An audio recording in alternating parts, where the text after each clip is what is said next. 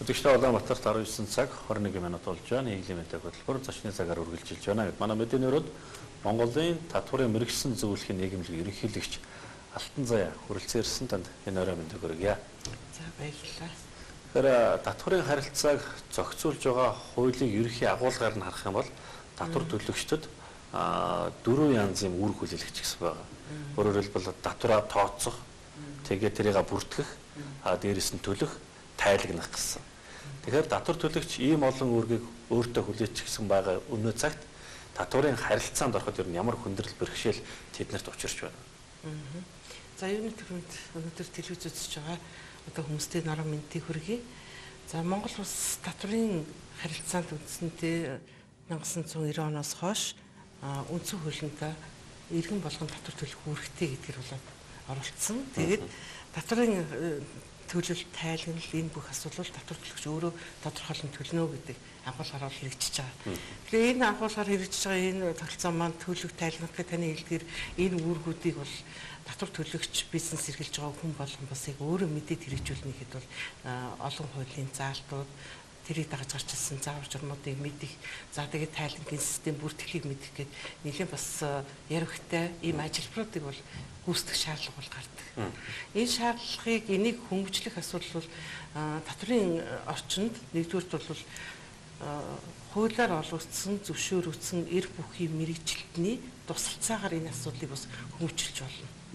Нөгөө талаас татварын албанаас бол энийг энгийн буюу хөнгөн болгохын тулд бас цахим системийг хэрэгжүүлж байна. Одоо цахим системээр одоо хаанаас ч гэсэн төлөх юм бол бас хэрэгжүүлж байгаа. Тэр эрх бүхийд одоо этгээд гэдэг нь хэмбэглэхээр Монгол улсын татварын мэргэжлийн зөвлөх үйлчлэгээний тухай хуулийн дагуу сангийн сайдын тушаалаар зөвшөөрөл аваад тэгээд тэр зөвшөөрлийнхээ дагуу хууль этгээд үүсгэн байгуулж байгаа манай татварын мэргэжлийн зөвлөх үйлчлэг үзүүлж байгаа компаниуд байгаа. Энэ компаниудын тогтолцоо энэ хуулиар юу зохицуулж өгсөн бэ гэхээр татвар төлөгчдөд одоо учирч болох энэ хүндрэлтэй асуудлаа нэгдүгээр бол мэргэжлийн зөвлөхийн тусалцаагаар өөрөө шийдвэрлэх боломжтой. Ингэснээр эргээд учирч болох альва нэг эрсдлээс тэр мэргэжлийн зөвлөх бол хариуцлага хүлээхээр ийм тогтолцоо үйлчилж байгаа.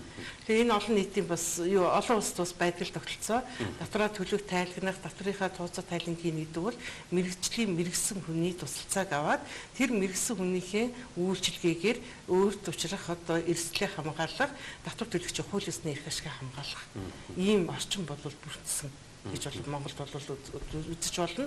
Одоо өнөөдрийн байдлаар Улаанбаатар хотод бол 20 гаруй компани үүсгэн байгуулсан явж байна. Энэ хууль бол 2012 оны 12 дугаар сарын 27-нд бол батлагдсан ийм хууль байгаа. Тэгэхээр өөрөөр хэлбэл тухайн тэр мэргэжсэн зөвлөгөө үзүүлж байгаа хуулийн этгээд татвар төлөгчийн өмнөөс хариуцлага хүлээх одоо тэр бас үргийг давхар өөртөө хүлээдэг гэсэн үг. Тийм одоо юу гэсэн үг гэхээр нөгөө энэ үйлчлэгч нь болохоор гэрээгээр хийгдэж байгаа үйлчлэгээ тий. Тэр гэрээн дээр бол татвар төлөгч одоо ийм хэмжээний үйлчлэгээ авна гэх. Үйлчлэгээний үр дүнгээр магадгүй одоо татвар төлөгч хянах шалгалтанд тодорхой хэмжээний акт тавигдаад гараад ирж болно да. Энэ тохиолдолд нөгөө үйлдэлсэн тэр үйлчлэгээ үзүүлсэн зөвлөх хариуцгаар хуулийн ерөнхий агуулга бол явж байгаа.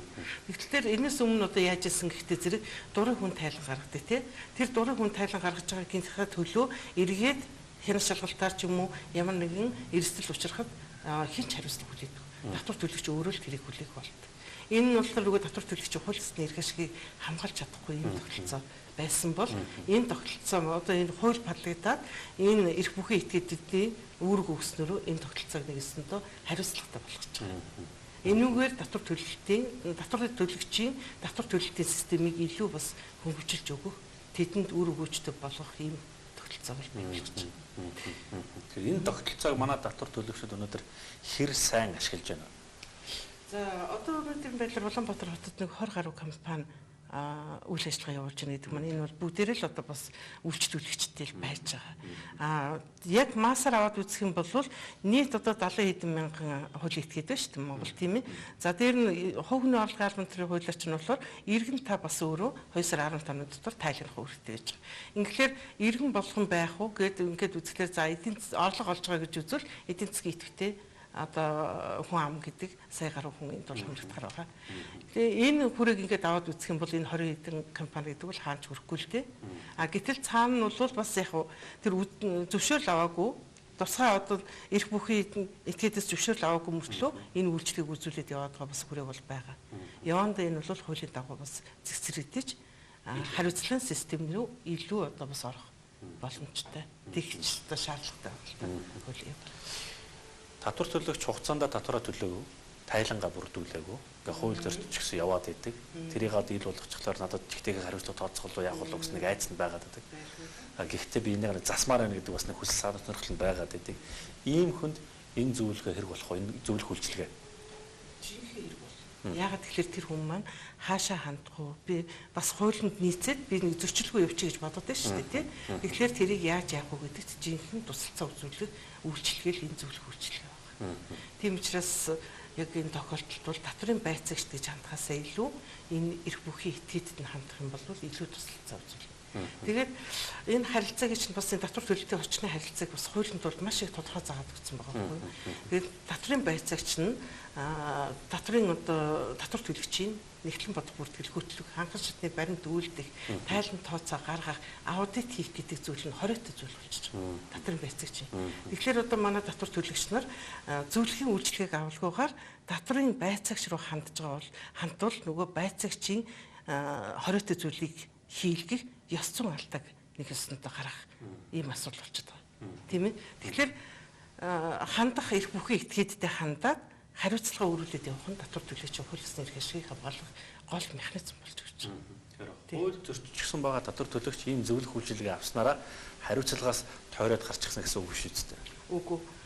Зөвлөхийн гол үүрэг юу гэхтэй зэрэг яг хуулийн хэрэгжилтийг хангахад нь төрөлтч тусална, татвар төлөгч тусална. Дунд нь нэг өстөндөө гүүр болж өгч байгаа гэсэн үг тий. Тэгэхээр тэр зөвлөхийн нөгөө ёс зүйн асуудал, хариуцлагын асуудал, хууль зөрчих асуудлыг зөвлөх юм уу, хууль зөрчих аливаа үйлдэл хийх нь угаасаа ёс зүгээр хоройт. Ийм асуудал. Хэрвээ тийх юм бол тэр хүн бол зөвлөх биш, өөрөө хариуцлага хүлээх. Зөвлөх үйлчилгээ үзүүлж байгаа хуулийн этгээд үнэн зөв ажиллаж байна уу, хуулийн дагуу ажиллаж байна уу гэдгийг хин одоо хянаж шалгах ба. Зөвшөөрлөгч байгаа гэдгээрээ сайдын дороо бүтээсэн эсвэл танаа нийгэмлэг үү? За юу байж байгаас ерөнхийдөө хуулийн хэрэгжилтэнд хяналт тавих нь сангийн яам. Бие сангийн сайд гэж байгаа. Нийгэмлэгийн үед юунд хяналт тавих вэ гэхээр энэ зөвшөөрөл олгож байгаа этгээдүүдийн ёс зүйн үүрэгт хяналт тавих үүрэгтэй гэж байна. Тэгэхээр энэ зөвшөөрөл олгоод хариуцлага хүлээх гэж байгаа чинь ёс зүйн дүрмээр хэмжигдэж байгаа. Ёс зүйн зөрчлөөр илэрх юм бол энэ цаанаа хариуцлагатай. Ийм Тэгэхээр танаа нийгэмгээс татврын бүртгэлийн олимпиад гэдгийг орон даяараас зарлаж явах шиг байна л дээ. Энэ олимпиадын талаар бас мэдээлэл өгөхгүй. Тий, татврын бүртгэлийн олимпиадыг энэ татвар төлөгчдийн өдрийг тохиолдуулаад өнөөдөр орон даяар зарлалаа.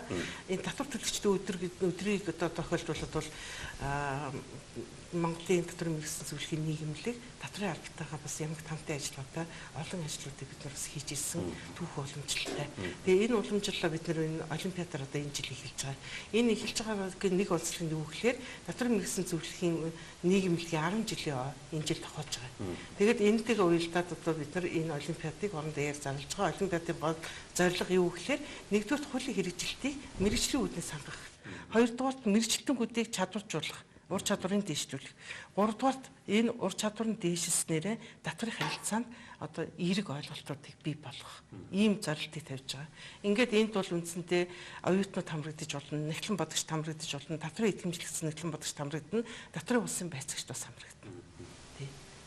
Татвар төлөгчд хамрагдахгүй. Татвар төлөгчд бол одоо нөгөө тайлгнах яах гэдэг маань бас нөгөө эрх бүхий этгээд нэг ингэлээр нэхлэн бодогчд болж өгч байгаа. Тэгэхээр нэхлэн бодогчд бол одоо тэнд хамрагдана. Төлөгчдийн хувьд бол бүртгэх тайлгнах нөгөө нэхлэн бодох бүртгэлийн нарийн ажилбарууд ороод ирэх учраас бас хэцүүлтэй. Яг одоо мэрэгжлийн бус хүнд бол мэрэгжлийн хүн бол өөр асуудал. Бидний ярилцлага дуусч байгаа үзэгчтэй Монгол Улсын их сургуулийн профессор, Монголын татварын мэргэжлийн зөвлөхийн нийгэмлэгийн ерөнхийлөгч Алтан Заяа манай мэдээний өрөөнд ажиллалаа. Өнөөдөр Монгол Улсын татварын орчин, татвараа төлөгчдөд учирч байгаа бэрхшээлийн талаар үзэгчтэй хүнд мэдээлэл өглөөд та бүхний ажилд амжилт хүсье. За баярлалаа.